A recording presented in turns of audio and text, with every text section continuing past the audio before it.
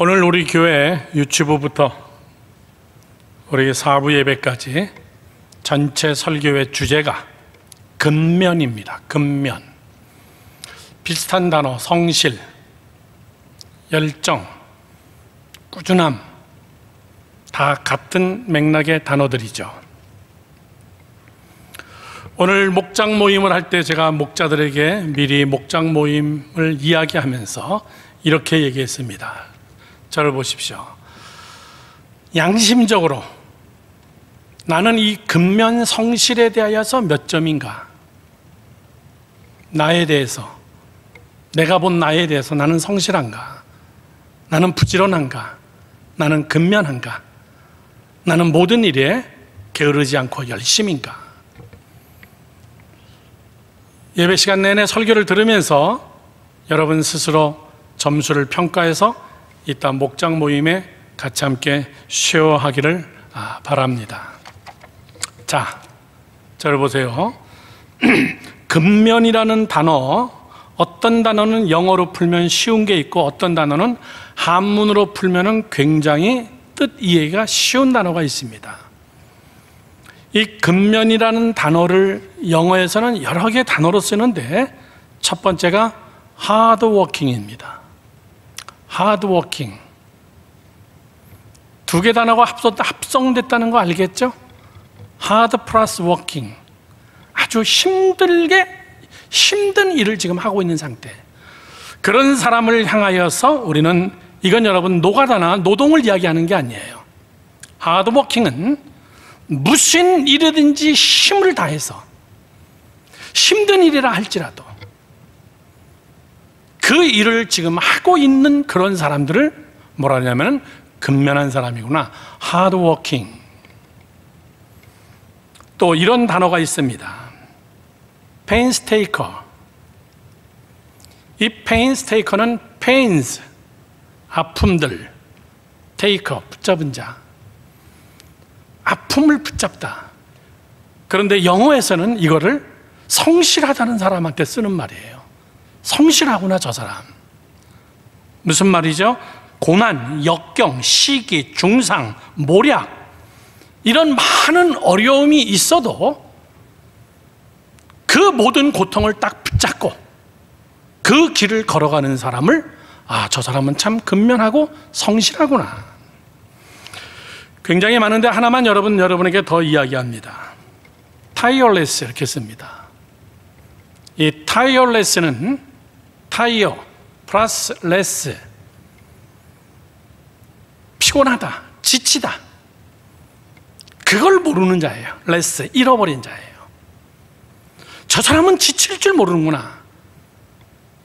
저 사람은 피곤함을 모르는구나. 뭐 건강해서 그렇다는 이야기가 아니에요. 모세는 40년 동안 광야에서 tireless, 지치질 않았어요. 하나님을 원망하지 않습니다. 하나님을 향하여 원망했던 것은, 하나님 어쩌자고 이 백성들을 이렇게 벌을 주십니까? 이게 뭡니까? 이렇게 하려고 하나님 백성들을 데리고 나왔습니까? 그리고 모세는 하나님에게 막 대든 적은 있어요. 그러나 하나님 이거 하기 싫습니다. 지칩니다. 나 돌아갈 겁니다. 난 이제 그만할 겁니다. 왜 나한테 이런 일을 시킵니까? tireless, 근면하고 성실했어요. 하나님이 나에게 맡긴 것에 대하여서 불평하거나 원망하거나 짜증내지 않고. 여러분, 교회 임원 1년 하는 거 쉬운 거 아닙니다. 때려치고 싶은 마음 한두 번이 아니고 관두고 싶은 마음 한두 번이 아니고. 근데 모세는 40년을 했어요. 미쳐버리겠죠. 그런데 그는 정말 성실한 자예요. tireless. 말이 다 맞죠? hardworking, painstaker. 정말 대단한 사람이에요. 성경의 인물들은 다 근면하고 성실하고 열정을 가슴에 품은, 열심을 품은 자들이에요. 다윗 13년 동안 도망 다녔어요. 지치지 않고. 그리고 2대 왕으로 즉위할 때까지. 요셉 13년 동안 노예로 비참한 인생 살았어요. 그래도 그는 어느 곳에 가든지 그의 성실함과 그의 지혜와 그의 영성과 그의 꿈을 행하며 나라와 민족 전체를 살리는 그런 것을 보면은 참 성실하구나. 나는 우리 청년들을 이렇게 1년 동안 가리키면서 보니까 앞으로도 그렇습니다. 믿음이 좋다, 나쁘다 이거를 떠나서 가장 우선 눈에 띄는 것은 성실입니다. 꾸준한가 얘기해요. 제가 지난주에 페이스북에다가 그런 거를 썼습니다. 신기술을 개발하고 새로운 컨텐츠를 개발하며 새로운 것을 향해서 창의적으로 사는 것도 중요하지만은 더 중요한 것은 꾸준한 것이 더 중요하다. 우리는 계획과 새로운 것, 창의성이 없어서 우리는 실패하는 게 아니라 우리는 평범하고 지극히 당연한 것을 꾸준히 못하기 때문에 우리는 실패하는 거다. 여러분, 제가 여러분을 일방적으로 평가하는 거 아닙니다. 어느 일정 기간에 보면은 꾸준한 자들이 있습니다. 그는 5년이 가도 10년이 가도 제 눈에서 안 보이더라도 그는 그의 길을 꾸준하게 가고 있어요. 제가 오늘 우리 어느 권사님에게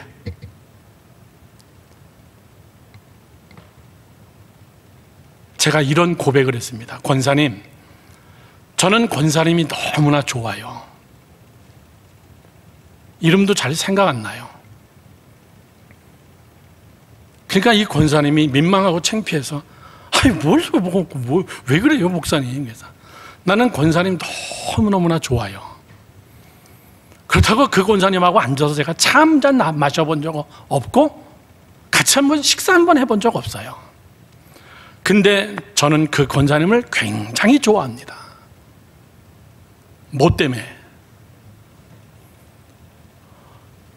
어떤 예배든지 그 자리에 항상 앉아 계세요.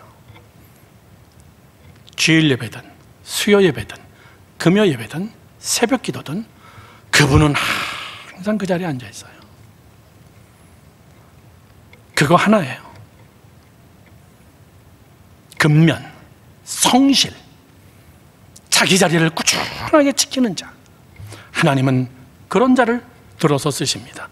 자, 목사님이 잠깐 동안 영어로 근면에 대해서 이야기했지만은 이 근면에 대한 이야기의 공통점이 뭐냐면 고통과 역경 속에서 근면은 만들어지는 거로구나.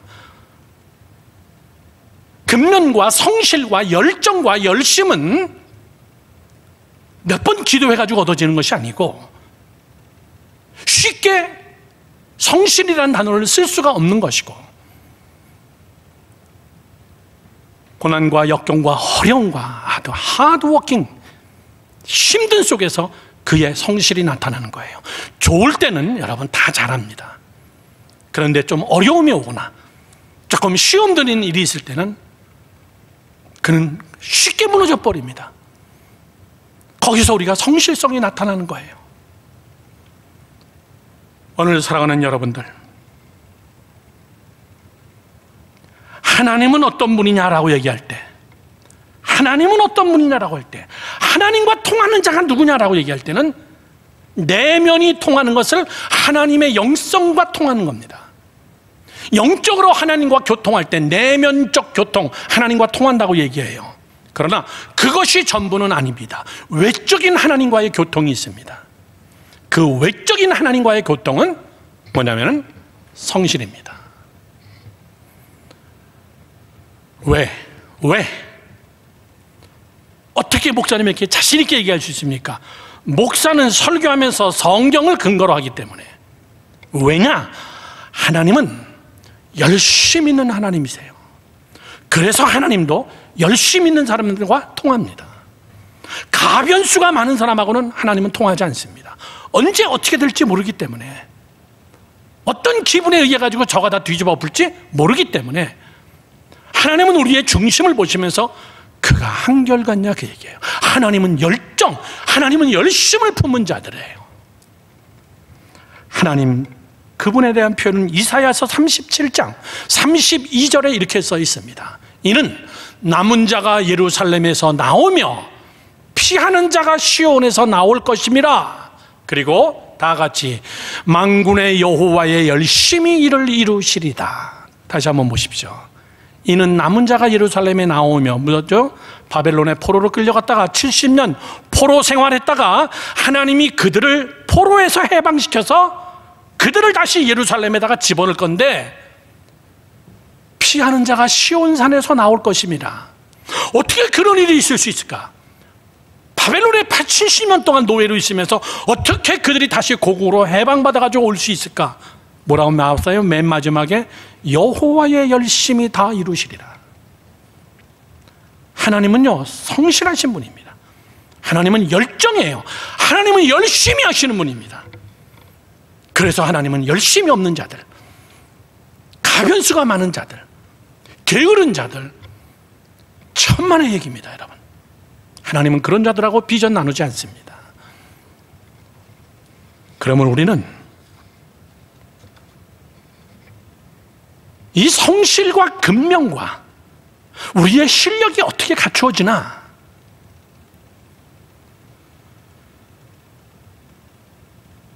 여러분을 제 페이스북에다가 이번에 올린 겁니다.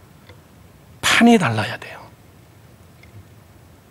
경쟁력이 있는 곳에 나를 집어던져야 그곳에서 내가 정신 바싹 차리고 막 훈련하고 노력하고 애쓰고. 지난주 이번주에 저희 식구들끼리 그걸 기록해놨다가 2차례에 걸쳐가지고 KBS2인가요? 토크쇼를 봤어요. 거기에 누가 나왔냐면은 박지성 선수가 나오고, 그리고 그 다음 주에는 박지성 선수하고 차범근 감독이 같이 함께 나와서 2시간 동안 토크쇼를 하는 것을 2회에 걸쳐서 다 봤습니다. 본 사람. 여러분은 성경만 보지 나는 TV만 보니까 한 명도 없네. 꼭 한번 보세요. 굉장히 충격이었어요. 난 그거 보고서 축구 세계가 저렇구나. 박지성이 먼저 나와서 그런 얘기예요. 영어도 한마디도 못하는데 어떻게 영국 가서 버티겠습니까? 세계 최고의 축구 스타들이 모여가지고 경쟁하는 프리미어 영국 리그에서 배운 게 뭡니까? 가서 느낀 게 뭐예요? 그랬더니 박지성이나 차범근 감독이 그 다음 주날 나와서 하는 말이 똑같아요. 이렇게 얘기해요. 판이 다르대요. 그래요. 판이 다르던데요. 이래요. 그 한마디가 목사님 마음에 꽉 찔린 거예요. 맞다. 사람은 판이 다른 데서 놀아야 돼. 늘 그 판에서 노는 사람은 거기서 실력이 안 나와요. 가서 축구를 하는데 그 토크쇼에서 판이 달라요. 세계적인 선수들이 축구하는 축구와 감독들이 가르치는 것과 심지어는 축구장의 구조와 프리미어 리그가 뭐라는 것을 알고 나서부터는 판이 다르구나. 저를 보세요. 여러분 어떤 판에서 살고 있습니까?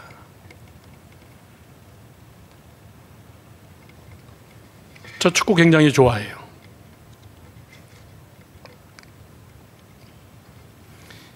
프리미어 리그는 세계에서 제일 경쟁이 뛰어난 곳입니다.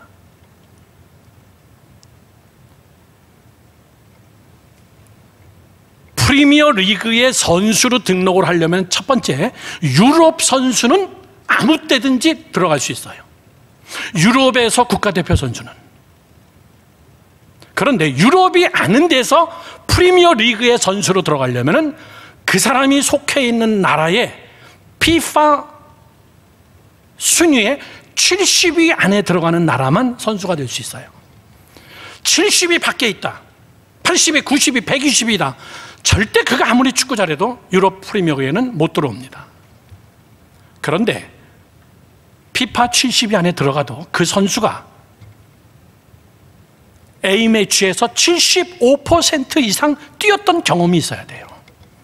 사람 선발하는 것부터 굉장히 어려워요. 그 정도만이 아닙니다. 프리미어 리그는 축구장도 아까 제가 얘기했어요. 달라요. 대한민국 축구장하고 달라요. 올림픽 스타디움하고는 달라요. 한국에 나오기 전에 우리 식구들하고 마지막 여름 휴가를 스페인으로 갔어요. 뭐 뉴욕에서 그렇게 멀지 않으니까. 휴가 계획은 거의 저희 찬이가 짜요. 그러니까 걔는 매일 짜면은 막 투구장, 축구장 막 이런 데만 가는 거야. 우리는 어쩔 수 없이 끌려가는 거야. 바르셀로나, 마드리드 그 축구 경기장에 가보니까 여러분, 내가 놀란 게 뭐냐면은 낮아요, 다. 그래서 축구 뛰는 선수들 보면은 골을 넣고 나면은 관중석 쪽으로 가서 그들하고 막 허그해. 그들하고 막 손 쫙 마주치고. 이게 뭐냐면 선수들과 관중이 밀착돼 가지고 완전히 하나가 되게 만들어 놨어요. 대한민국 축구는요, 천만의 얘기예요. 저 위에 있어요, 관중들이 다. 그 사람들 손에 닿지도 않아요. 지금 제가 왜 프리미어리그를 얘기하는 줄 알아요? 판이 다른 거예요. 세계적인 사람이 나오는 거예요. 더 놀라운 사실은 영국 프리미어리그는 20개 팀입니다. 20개 팀이 1년 동안 부지런히 축구해가지고 꼴찌에서 두 팀은 18팀만 남고 두 팀은 2부 리그로 무조건 퇴출이에요. 그러면 2부 리그에 있는 2개 팀이 올라오느냐? 그렇지 않아요. 2부 리그에 있는 최상위 팀 한 팀은 그냥 1부의 프리미어 리그로 올라오는 거예요. 그러면 남은 한 자리를 놓고서는 2부 선수들 중에서 2부 팀 중에서 2, 3, 4위 팀이 모여가지고 서로 격돌해가지고 다시 한번 축구를 해서 그 중에서 한 팀을 올려보내가지고 20팀을 또 채우는 거예요. 그러니 여러분, 그 사람들이 얼마나 노력을 하겠어. 얼마나 여러분 부지런히 연습을 하겠어요. 박지성이가 거기서 놀래버린 거예요. 차범근 선수는 박지성보다 여러분 20년 먼저 독일 분데스리가로 간 사람이에요. 둘이 앉아서 똑같은 이야기를 한 거예요. 우리가 세계적인 선수가 될 수 있었던 것은 다른 게 아닙니다. 판이 다른 데서 훈련받고 판이 다른 데서 게임을 해보니까는 그냥 내가 그렇게 되더라고요. 박지성 그런 얘기해요.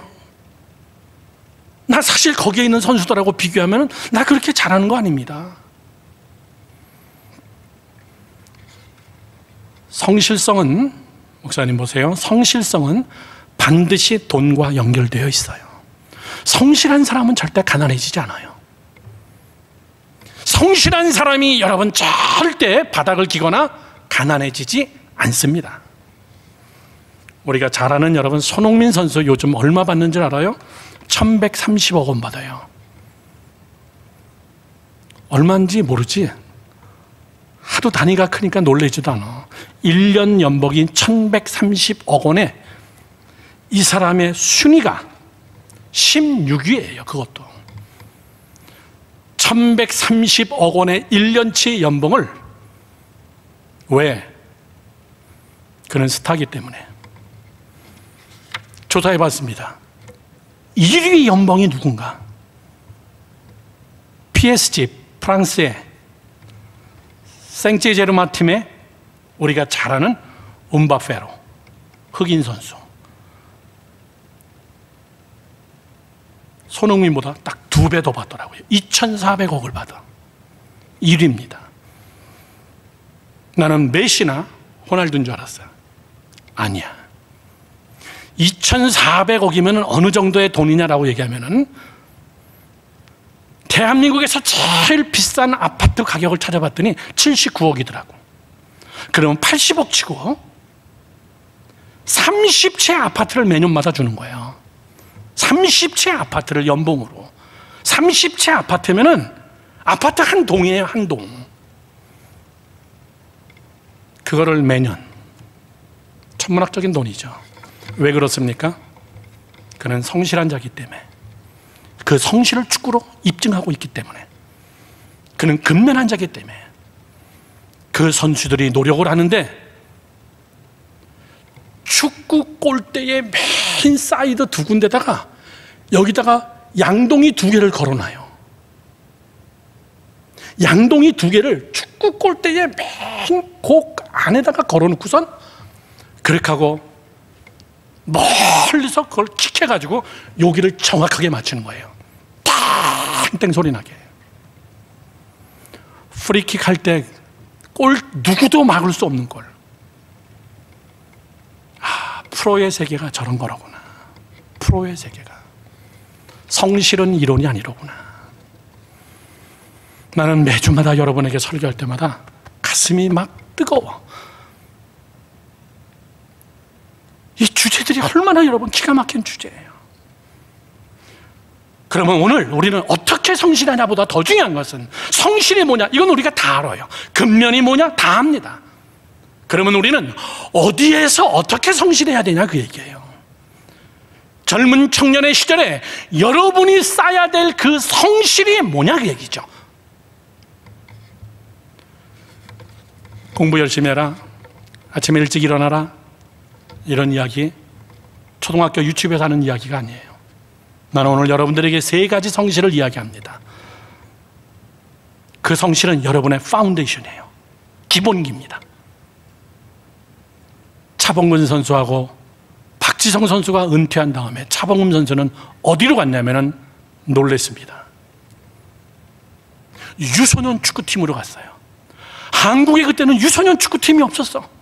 어린이 국가대표팀을 만든 거예요. 왜 그렇게 했습니까? 라고 물어보니까 차범근 선수가 하는 말이, 독일의 베켄바우어 이런 아주 세계적인 축구 선수들이 그냥 나오는 게 아니더라는 걸 자기는 알았대요. 초등학교 때 다 만들어진대요. 초등학교 때 볼의 감각은 유소년에서 만들어진다는 거예요. 그 감각을 체험하고 감각을 만들어내는 것은 이미 어린이 때 만들어지지 어른 때 가지고는 감각이 안 만들어지더라.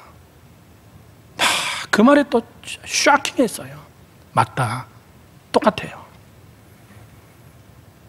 공부 잘하는 거, 여러분 어느 날 맘먹고 공부 잘 안 돼. 어려서부터 그 공부하는 감각이 있어야 돼요. 엉덩이에다가 책상 붙이는 감각이 있어야 돼. 그래서 차범근 감독은 유소년 축구에서 세계적인 선수들을 만들어내기 시작한 거예요. 여러분, 저는 여러분께 얘기합니다. 무엇이, 어디서 성실해야 되나? 3가지로 여러분께 말씀드립니다.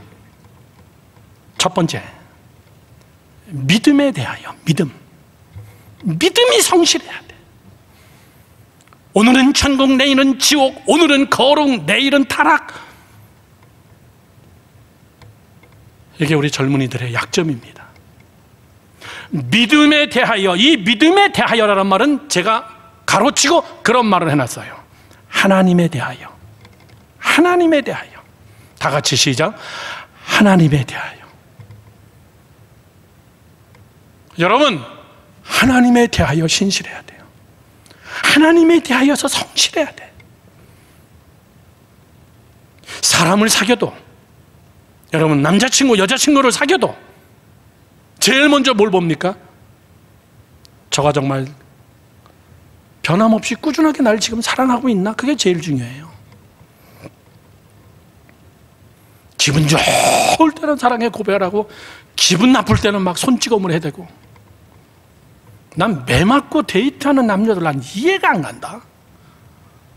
결국 그게 살인죄로 가는 거고. 저의 사랑이 정말 신실한가? 늘 변함없고 늘 꾸준한가? 남녀 간의 사랑도 그래요. 친구 간의 사랑도 그렇습니다. 하물며 내가 믿는 나의 하나님에 대한 믿음에 대하여 신실하다는 것을 저는 오늘 여러분들이 잘못 알고 깨닫고 있는 것을 확실하게 좀 여러분에게 교정시키고 싶습니다. 믿음에 대하여라는 것은 하나님에 대한 것입니다. 하나님에 대한 거예요. 믿음은 하나님에 대한 인격적 반응이에요. 믿음은 굉장히 인격적인 겁니다. 성격이 굉장히 참 더러운데 기도 잘한다. 그건 여러분 기도 배워서 하는 거예요. 저 사람 참 주의 일 열심히 한다. 그런데 부정확해. 신실하지 못해. 그거 여러분 그 사람의 그냥 탤런트일 뿐이에요. 그것이 아니에요. 믿음은 하나님에 대하여예요. 하나님에 대하여. 저희 집이 미국에서 2층하고 3층을 씁니다. 2층하고 3층이 우리 집인데 2층 올라가는 그 계단에 제가 파킹장에다가 차가 탁 파킹하면 집차기 때문에 좀 소리가 커요. 그러면 아빠가 들어오는 소리가 딱 들리면은 문이 열리고 내가 2층으로 올라갈 때 굉장히 높은 데야. 찬이가 아기 때, 어렸을 때 거기서 점프를 해요. 그냥 아빠! 그러고 쫙 날라와. 그거 탁탁 받아내야 돼. 그러던 어느 날 나는 못 받는 사람이다라는 걸 깨닫는 그날, 얘가 너무나 컸어. 그러면 문 열고 들어가면서부터 스탑, 노 점프, 노 점프, 스탑. 근데 어렸을 때는 걔는 나를 믿습니다. 내가 여기서 점프해도, 계단을 걸어나지 않고 내가 점프를 해도 우리 아빠는 나를 받아주는 사람이야. 그게 신뢰예요. 믿음은 내가 믿는 나의 아버지에 대한 신뢰예요. 믿으니까 점프하지. 그런데 걔가 커가면서 나는 못 받아요. 그러나 우리 하나님은 여전히 여러분을 받을 수가 있어요. 어떤 상황에도 여러분을 받을 수가 있어. 여러분이 어떤 기도도 하나님은 받을 수가 있어요. 믿음은 신념과 다른 거예요. 거기서 여러분 신실해야 돼요. 하나님에 대하여 믿는 믿음은 믿음이라고 하고, 그거는 우리가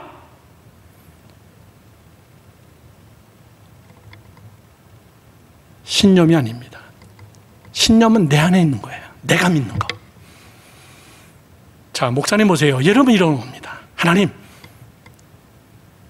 내가 이번에 시험에 꼭 합격할 줄로 믿습니다. 근데 떨어졌어. 믿음이 없어서 떨어졌을까요? 하나님에 대한 신뢰가 없어서일까요? 아닙니다. 실력이 없어서 떨어진 거예요. 그건 자기에 대한 것이지 하나님에 대한 게 아니에요. 하나님, 나는 돈을 많이 벌 줄로 믿습니다. 내게 물질의 복을 주세요. 근데 이상하게 물질이 안 와. 그러면 믿음이 없는 건가요? 하나님이 가짜인가요? 내가 기도를 잘못했나요? 아닙니다. 믿음은 확고하게 해두십시오. 하나님에 대해서예요. 저를 보세요. 하나님은 신실하신 하나님, 하나님은 온 우주 만물을 창조하신 하나님, 하나님은 역사의 주권자가 되시는 하나님, 하나님은 성실하신 하나님. 다니엘은 사자굴에 들어가면서도 하나님에 대한 믿음이 신실했어요. 근면했습니다. 왕이여, 나는 절 못합니다. 당신이 만든 신상에, 당신이 만든 당신의 우상에 나는 절을 못합니다. 다른 건 다 할게요. 이건 내가 믿는 나의 하나님에 대하여, 내가 의뢰하는 나의 하나님에 대한, 이거는 죄입니다. 나는 못합니다. 여러분, 왕이 다니엘에게 사정했어요. 그러지 마. 다른 참모들이 보고 있어. 네가 안 하면 내가 뭐가 되냐. 다니엘아, 그러지 말고, 그게 뭐가 그렇게 어렵냐. 하루에 한 번씩은 나와서 절 좀 해줘. 다니엘은 그러지 않습니다. 하나님에 대하여예요. 그가 나를 건지실 줄로 믿습니다. 그러나 그리 아니하실지라도 하나님은 여전히 하나님이십니다. 내가 사자굴에서 처절하게 사자굴에 밥이 돼도 하나님은 여전히 나의 하나님이십니다. 그게 여러분 신실이에요. 그게 근면입니다. 저 사람 하나님을 믿는 믿음이 참 올바르구나, 참 올바르구나. 하나님이 볼 때는 쟤 정말 신실하구나. 하드워킹, 타이어레스, 페인스테이크. 아픔이든 고난이든 힘든 것이든 죽음이든 쟤는 뭐가 앞에 있어도 하나님에 대하여서 변함이 없구나. 아브라함은 자기 아들 이삭을 갖다 바치면서 하나님이 살려줄 겁니다. 그렇게 안 했어. 그냥 죽이는 것까지가 자기가 할 일이야. 그거를 보시고 하나님이 감동 먹은 거예요. 나에 대하여서 신실하구나. 나에 대하여서 근면 성실하구나. 초대교회 교인들,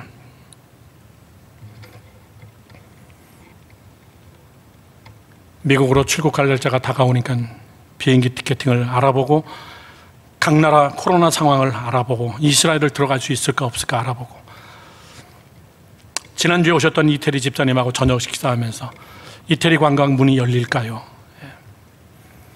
왜냐하면 초대교회를 보려면 이태리를 반드시 가야 되기 때문에. 그 어마어마한 콜로세움 광장에 들어서면 어마어마하게 멋있게 졌구나. 로마 시대 때 이걸 어떻게 졌을까? 기중기도 하나도 없었는데 이 엄청난 돌들을 어떻게 옮겨다가 졌을까? 그런 거에도 감동하지만은 목사님은 목사님이라서 광장의 중앙을 바라보면서 여기서 수만 명의 크리스찬들이 박해를 받아서 순교당하고 사자의 밥이 담에서 여기서 크리스찬들이 죽은 장소예요.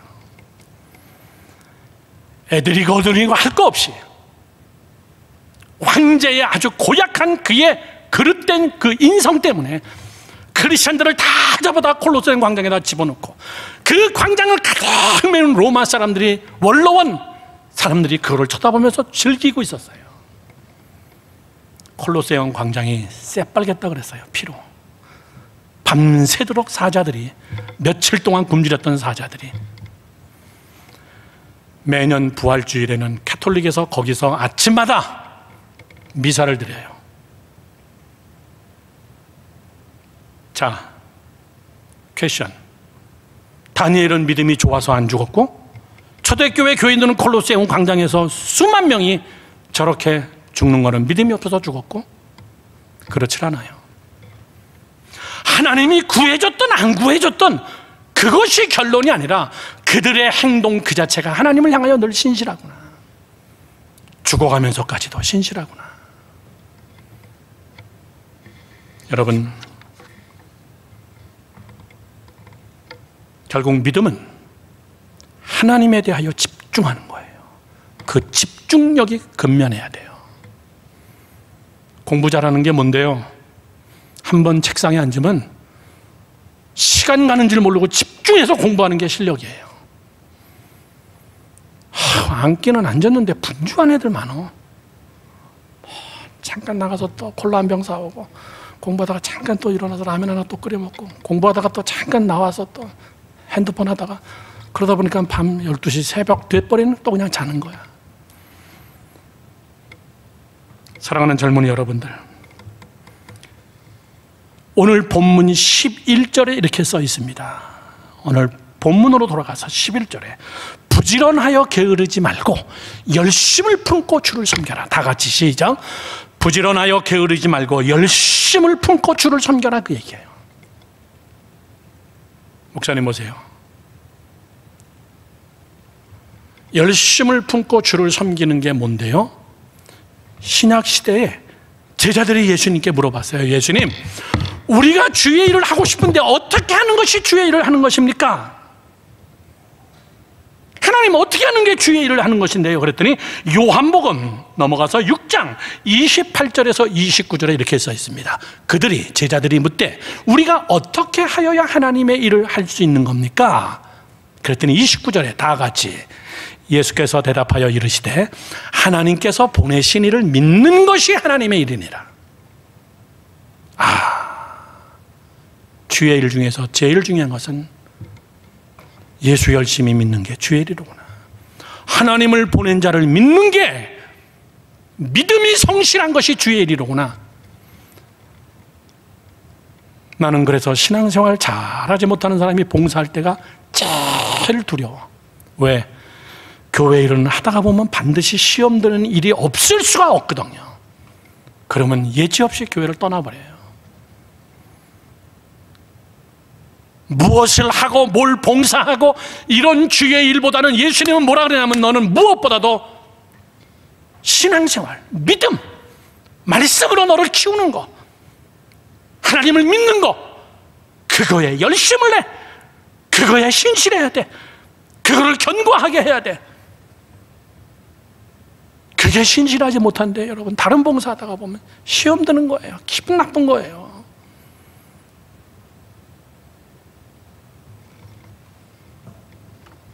여러분, 무엇을 하는 거에 분주히 뛰어다니는 것보다 중요한 것은 믿는 일을 열심히 하자.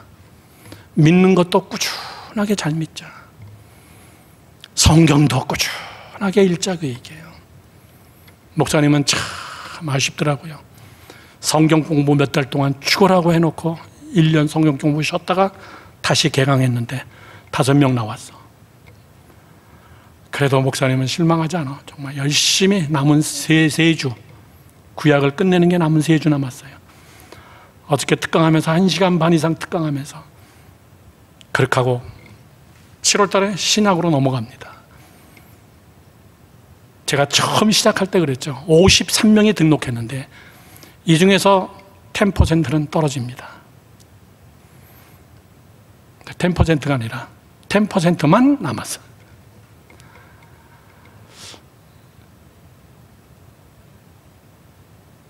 성경을 여러분 꾸준히 봐야 돼요.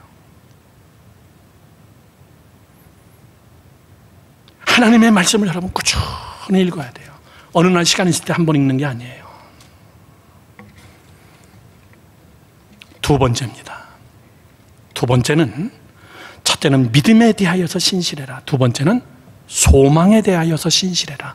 소망에 대하여서 아주 근면, 열심, 열정을 품으라, 그 얘기예요. 소망은 뭐냐면 비전에 대한 문제입니다. 믿음은 하나님에 대한 문제고 소망은 비전에 대한 이야기예요. 저를 보세요. 여러분의 비전을 향해서 가는 발걸음이 신실해야 돼요. 그러면 소망은 뭐냐라고 얘기할 때는 이렇게 딱 정의하면 제일 정확하고 쉽습니다. 믿음이 가는 길이 소망의 길이에요. 믿음 가지고 가야 되는 방향이 어디냐? 그건 소망이에요. 아멘. 믿음 가지고 뭐 할 건데? 믿음 가지고 잘 먹고 잘 살아야지, 기적들만 나타나고 하나님이 내게 복을 주셔서, 그게 아니에요.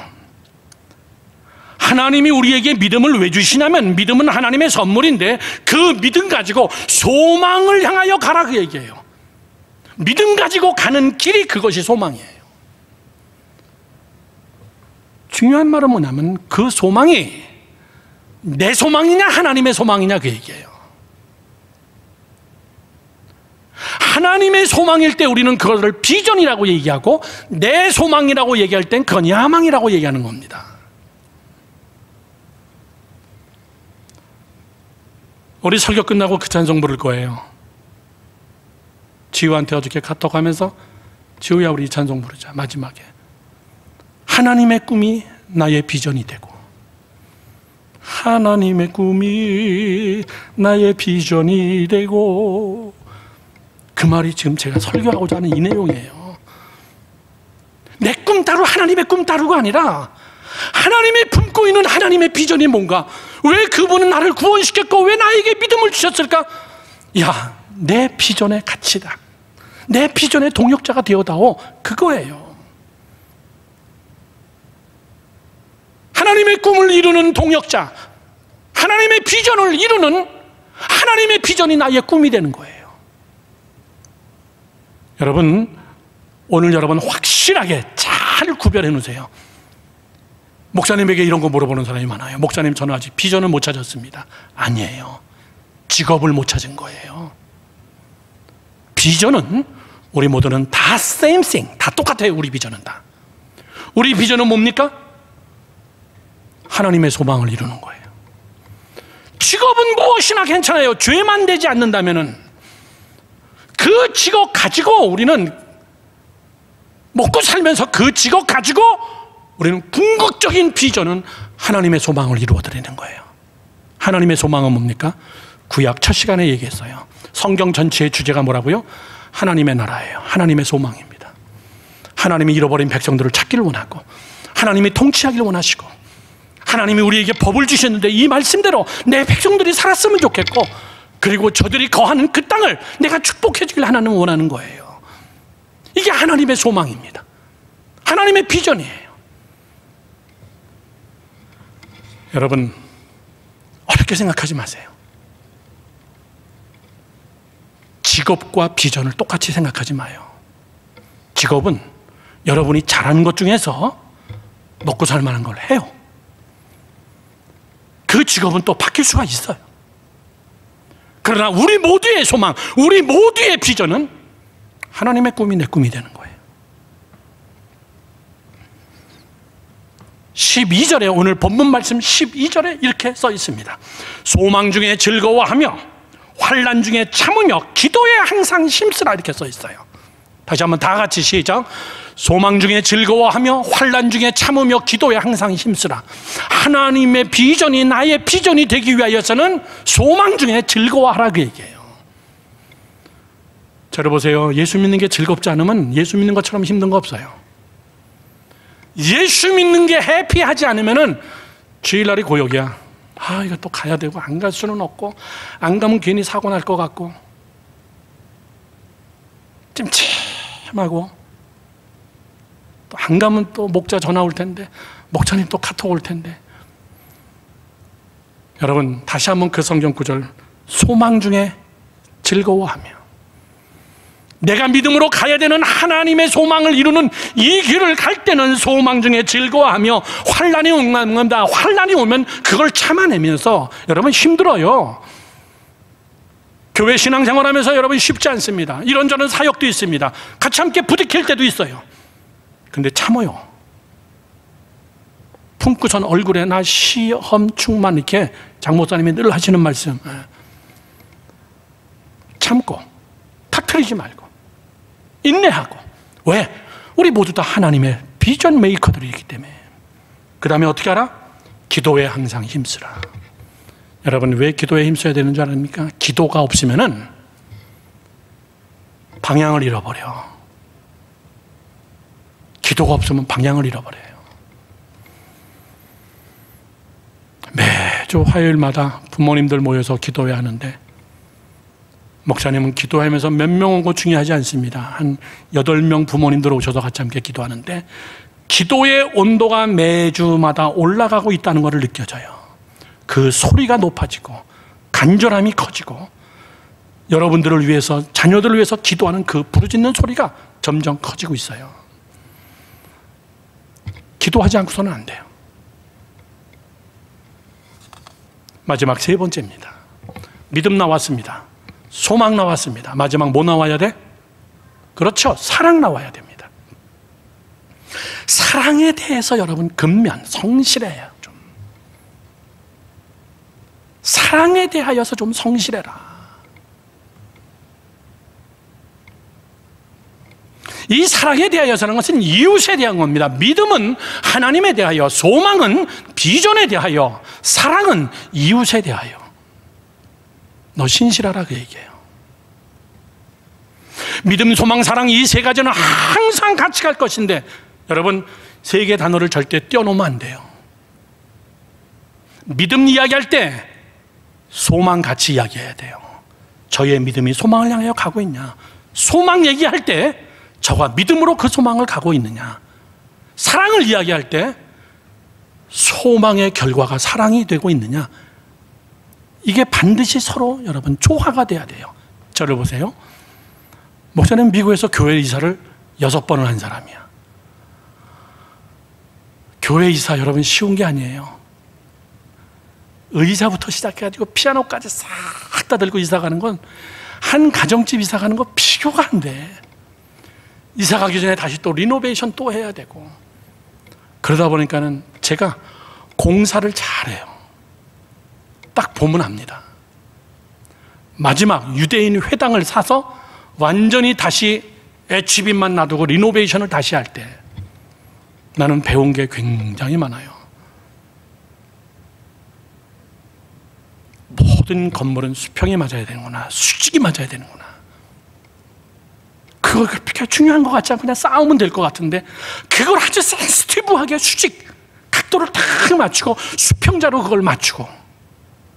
우리 교회 장로님이 건축가거든요. 그분이 총감독을 하시는데, 목사님 여기서 1mm 틀리면요 지붕 가면은 30cm 틀려요. 그러면 건물이 무너집니다. 아, 그렇구나. 여러분 나이 때 1cm 틀리는 것을 우습게 가면 여러분 40, 50 가면요, 그 폭이 너무나 커서 교정이 안 돼. 습관이 돼버립니다. 여러분이 주일 성수하고 11조 생활하고 봉사하고 믿음, 소망, 사랑으로 사는 그것이 정확하지 않으면 20년, 30년, 40년 후에 여러분 애를 낳고 살 때는 여러분들은 삐뚤어진 집에서 사는 거예요. 언제 붕괴할지 모르는. 사랑에 대하여서 여러분 신실해야 돼요. 사랑에 대하여서. 믿음, 소망, 사랑을 연결해서 말씀드리면, 믿음은 하나님이 누구냐? 하나님에 대하여서. 소망은 믿음이 가는 길이 소망이고, 사랑은 누구와 같이 함께 이 길을 갈 건가? 이게 사랑이에요. 기독교의 매력입니다. 누구와 같이 함께 소망을 향하여서 이 길을 갈까? 저를 보세요. 나 혼자 가면 된다. 그거 여러분 예수 잘못 믿고 있는 거예요. 성실하지 못한 자예요.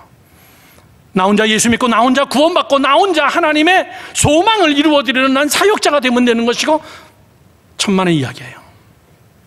너 누구와 함께 그 길을 갈 건데? 너 혼자 오라는 거 아니야. 너 혼자 구원받고 너 혼자 믿음 가지고 너 혼자 소망의 길을 향하여 가는 거 아니야. 왜 사랑이 필요한데요? 그리고 고린도전서는 그것을 더 강조합니다. 가장 중요한 것은 믿음, 소망, 사랑, 그 중에서 사랑이니라. 왜 그렇죠? 사랑은 눈에 보이는 결과예요. 사랑은 눈에 보이는 결과입니다. 이웃과 함께 하지 못하는 독선적인 믿음, 이웃과 함께 하지 못하는 혼자의 소망, 그건 병든 거예요. 소망이 없다면, 사랑이 없다면 그건 인간적인 사랑입니다. 모든 열심이 자기에게 집중된 이기적인 사랑, 내 모든 열심이 십자가의 구원의 은총을 초라하게 만드는 거예요. 여러분 잘 들어야 됩니다. 혼자 믿음 생활 잘한다는 거 자랑하지 마세요. 제일 창피한 거예요. 평생 전도한 사람 한 명도 없다. 여러분 그걸 제일 수치로 생각해야 돼요. 누구를 내가 구제하고 선교하고 나눠주고 도와주고,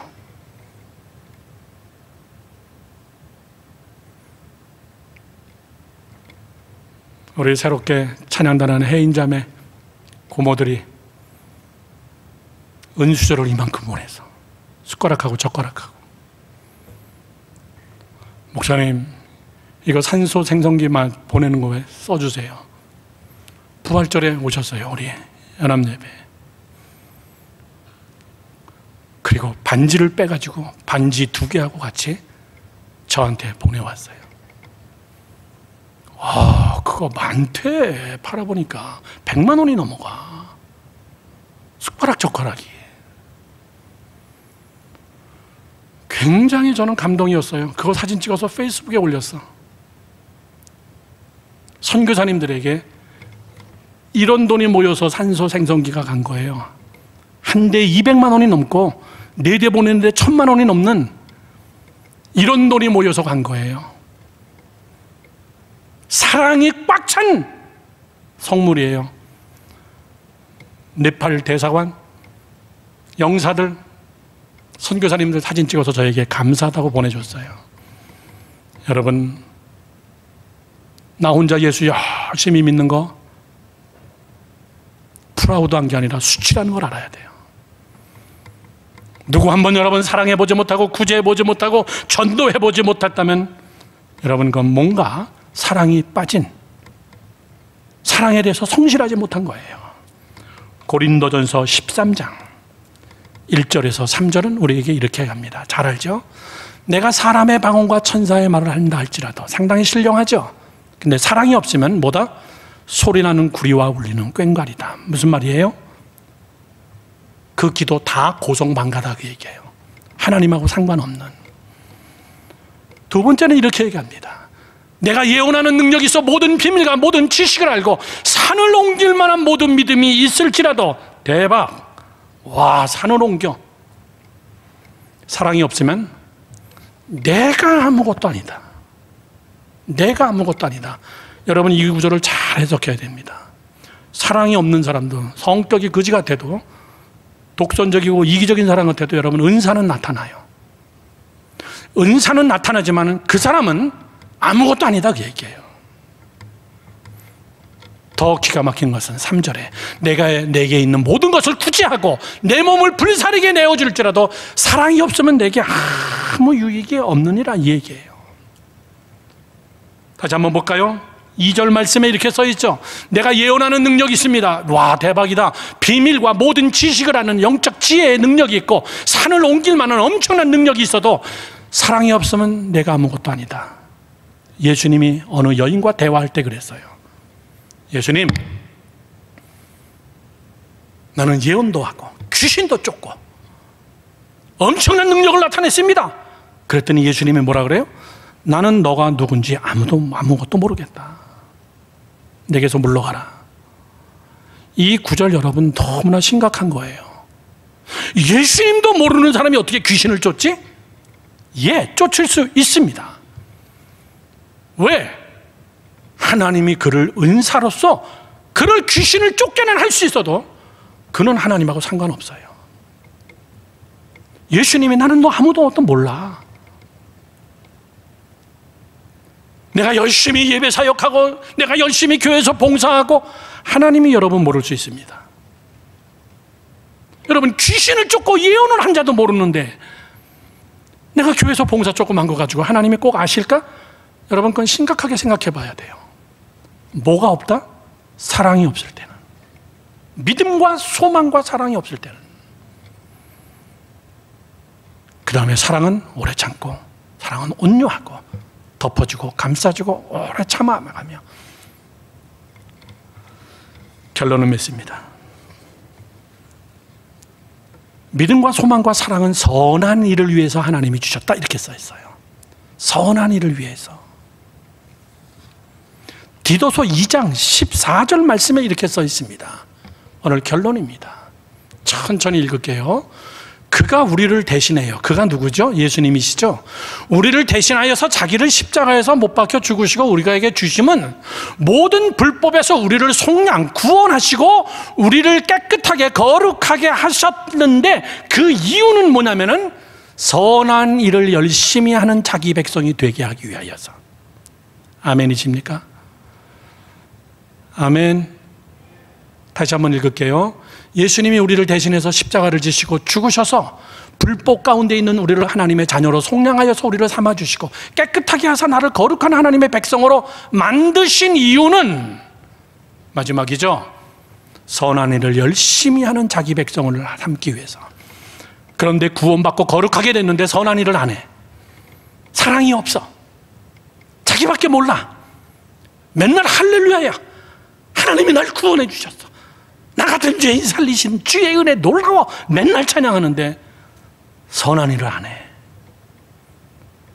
그걸 향해서 바울은 내가 하나님의 은혜를 더럽게 하는도다. 너 은혜를 참 가볍게 받았구나. 여러분, 선한 일을 해야 돼요. 사랑에 대해서 신실해야 됩니다. 목사님은 요즘 하나님 앞에 계속 기도해요. 하나님, 내 건강이 허락될 때까지 선교지를 누비고 다니게 해주시고, 하나님이 주신 헌금, 하나님이 주신 물질 주는 것만큼 열심히 베풀고, 이 일이 내 때에서 중단되지 않냐고 그 다음 때 우리 자녀들 그 다음 때까지 이 선교 사역에 계속 이어지게 하나님 해주세요. 그래서 제가 늘 마지막 쓰는 글이 센텐스가 그겁니다. 남는 것으로 베풀지 말고 있는 것으로 나누라. 자그마하든 크든 결론은 뭡니까? 근면, 믿음에 대해서 근면하고, 소망에 대해서 근면하고, 사랑에 대해 열매에 대해서 근면하고 성실한 그런 자가 되기를 주님의 이름으로 축원합니다.